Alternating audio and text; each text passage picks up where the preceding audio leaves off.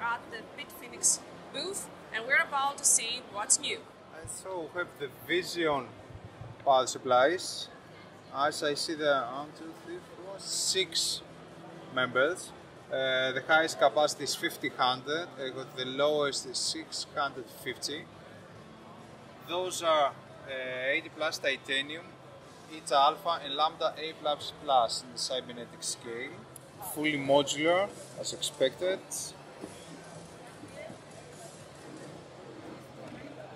Two EPS connectors as I can see from here, and 8 PCI Express sockets.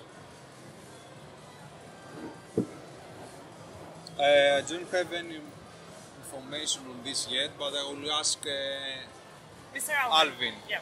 This is Alvin with PSU here. So Alvin, what do you have to tell me about the Vision series? Okay. The Vision series, this is the first digital power we designed for Bitfenix, and the special part is we still remain the concept of whisper.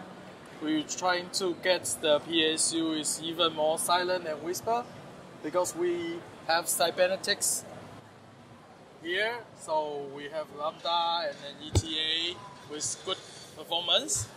But for this one, because we haven't tested, but this is yeah. What do you expect? But this is our minimum, but we're trying to get the Cybenetics. Yeah, even better. Who is the OEM of this survey? This one. This with us? Yeah.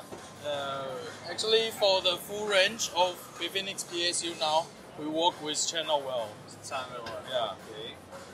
And then we keep the internal design is very clean, and then without cables. It's a new platform. Yeah, it's it's brand new.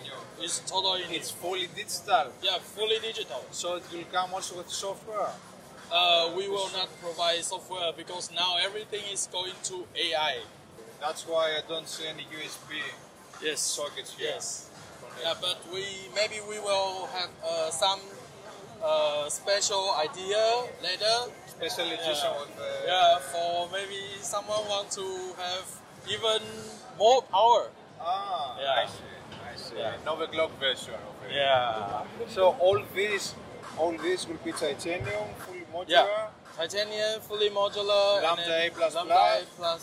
It will be very hard to have LAMBDA-A++ though for the 1500, but we will see about it. Okay. Yeah, we can try. We use PWM fan, so it can run like 200 RPM. So there's no need for semi-passive mode. Yeah. So this is a case with tempered glass? Yes. Yes. Removable, obviously. Yes. Okay. In 2017, Computex, Bitfenix has the first RGB chassis which built the RGB element externally on the design. And this year we bring up another one which embedded a better airflow.